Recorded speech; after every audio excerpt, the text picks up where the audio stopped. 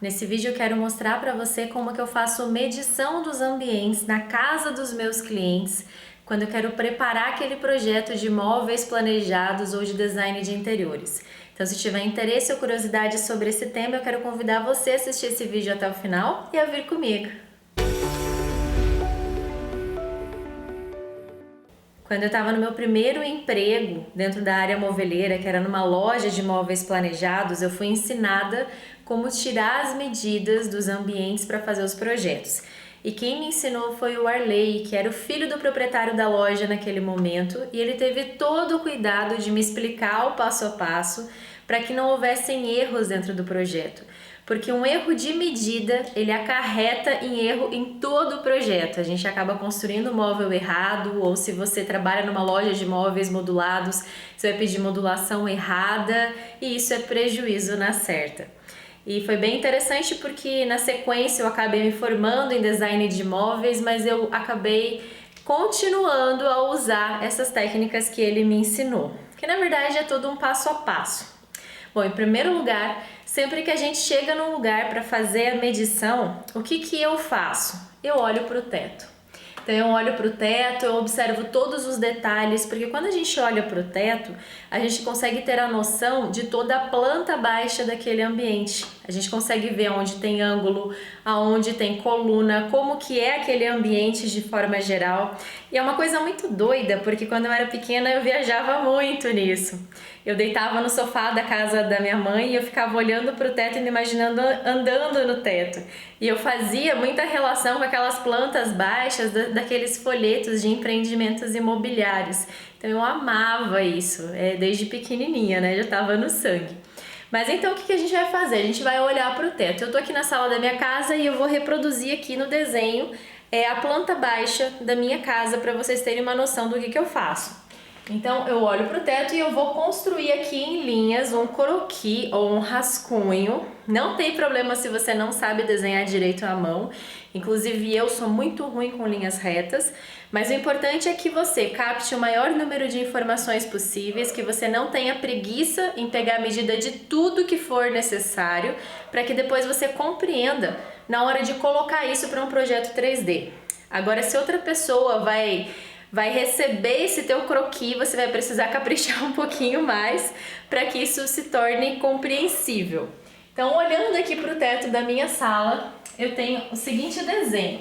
Então, eu tenho uma parede de entrada, outra parede, tem uma quebra assim e assim. Beleza, fiz o formato.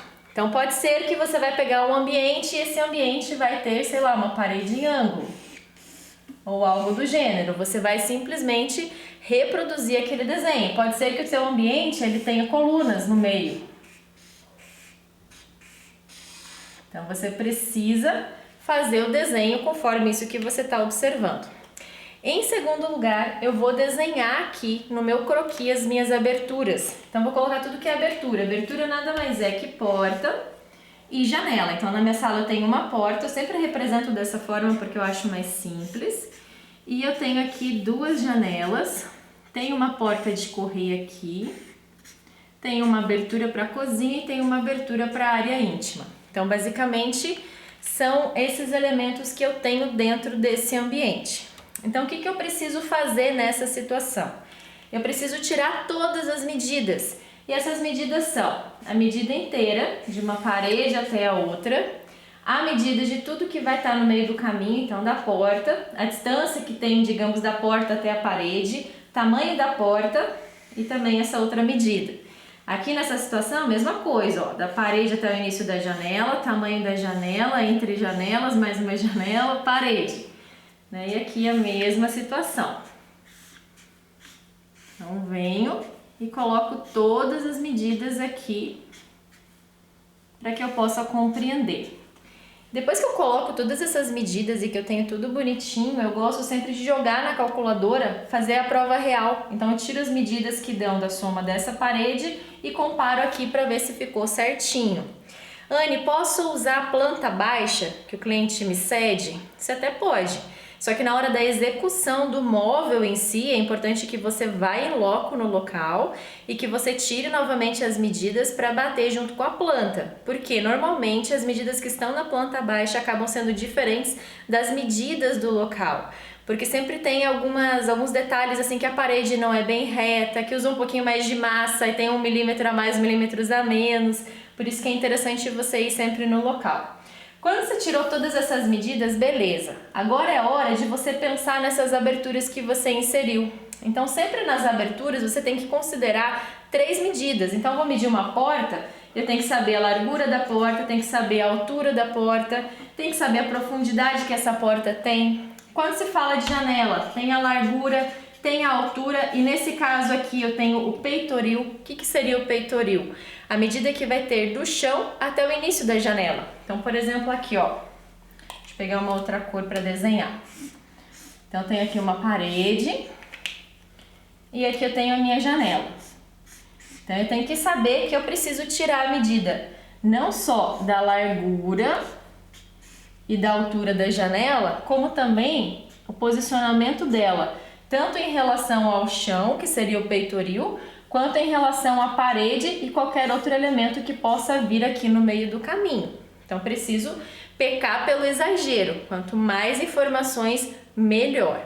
Fiz a parte das aberturas, eu vou colocar o pé direito. Então, o que é o pé direito? É a medida que tem do chão até o teto. Aqui na minha casa eu tenho pé direito duplo, então é quase impossível eu tirar essa medida numa trena convencional. Então, nesse caso, o ideal vai ser usar uma trena laser. Coloquei a medida também do pé direito, eu vou observar no teto se eu tenho alguma questão de iluminação e como que elas estão posicionadas. Aqui na minha casa eu tenho só uma sanca invertida, né, um desenho aqui em toda a sala, e aqui do lado eu tenho umas dicróicas. Então, eu tenho 2 dicróicas par 20, eu faço o desenho delas e posiciono mais ou menos aqui. Como nesse caso não é um projeto luminotécnico e sim um projeto de ambiente, eu só coloco onde tem iluminação dentro do meu projeto para que eu possa representar no 3D e ficar mais fiel. Outra coisa, se você tiver uma iluminação central, digamos assim, aqui ó, você precisa também colocar a questão do tipo que ela é. Então você vai observar se ela é um plafond, quadrado, retangular, mais ou menos o tamanho que ela tem. Quando você conseguir fazer essa medida, você tira essa medida, mas se for um pé direito muito alto, pelo menos observa mais ou menos a posição para representar isso no projeto. Outra questão que eu gosto de observar é a cor das paredes. Então, se o seu cliente, inclusive, souber qual que é a cor que foi usada, se é uma cor específica e souber qual é o fabricante, isso é interessante porque na hora de fazer o projeto 3D, você coloca o RGB da cor, ou seja, você localiza o código bem certinho para deixar o teu projeto mais fiel. Outra situação que é primordial é em relação ao piso. Então eu vou e olho qual que é o piso que tem ali na casa, se é um porcelanato, se é um piso cerâmico, se é um laminado, se é um piso de madeira, se é taquinho. Muitas vezes eu aproveito e tiro foto do piso. Quando é piso cerâmico eu tiro medida dele para poder simbolizar no projeto exatamente o tamanho. Por exemplo, aqui em casa ele é 70 por 70, então na hora de jogar isso para o 3D eu coloco o piso exatamente no tamanho. E aí outra coisa que é essencial no projeto, seja ele de sala, de cozinha, de dormitório, qualquer ambiente que você for fazer, é a questão dos pontos hidráulicos e elétricos. Então, tudo que é ponto. Numa cozinha você vai ter o ponto de água, o ponto de esgoto, registro de água, você vai ter todas as tomadas. Na sala você tem acesso da antena da TV, da antena de telefone. Em alguns ambientes vai ter a questão do quadro de luz. Então, é importante que você veja o que tem naquela parede, você represente e você tire medida de tudo. Inclusive, um quadro de luz, qual que é o tamanho desse quadro de luz? É importante que você represente no projeto. Eu muitas vezes coloco, esses itens na planta ou eu desenho uma elevação. Então, o que seria uma elevação? É como se eu desenhasse uma parede de frente e estivesse observando ela de frente. Então, eu vou pegar essa parede aqui e eu vou fazer o desenho dela para você entender um pouquinho melhor. Então, o que eu vou ter aqui nessa parede? É importante, que esse seu croquis esteja bem desenhado. Se for necessário usar várias folhas, use, não economize papel, porque você precisa entender depois as suas anotações. E também, às vezes, você complementa com fotos do local, que também é interessante. Então aqui, ó, nessa parede eu tenho a porta, que eu já representei ela aqui, e aqui eu tenho uma série de tomadas. Então eu tenho aqui embaixo 3 tomadas, todas elas são tomadas duplas, então quando eu pego tomada é aquelas que tem uma tomada em cima e outra embaixo. Eu tenho ainda aqui centralizado um ponto de TV e tenho mais uma tomada. Então essa seria a configuração dessa minha parede. Eu faço o desenho dessa forma e eu tiro medida de tudo. Meu Deus, Anne, de tudo? De tudo. Então, como eu falei, peca pelo excesso que é melhor. Quanto mais informação tiver, melhor. Inclusive, quando eu faço o projeto dentro do Promob, eu insiro tudo isso daqui. Todas as tomadas. Ah, eu esqueci que aqui ainda tem o interruptor. Todos os interruptores, todos os pontos hidráulicos, elétricos, tudo que aparece dentro daquele projeto para não ter erro. Então, como é que a gente faz essas medidas, né? Quando se fala de ponto elétrico e hidráulico no Promob, por exemplo, a gente sempre vai tirar a medida considerando o centro. E por que o centro? Porque a gente tem espelhos de tomada e de interruptores que são diferentes um do outro. Inclusive, na arquitetura, na engenharia, existem símbolos, né, para essas tomadas e interruptores. Eu, particularmente, não uso. Eu gosto de desenhar o quadradinho e representar. E aí, geralmente, eu coloco, né? Se é um interruptor com uma tecla só, desenho interruptor com uma tecla só. Se é com 2, se é com 3, também vou fazer esse desenho.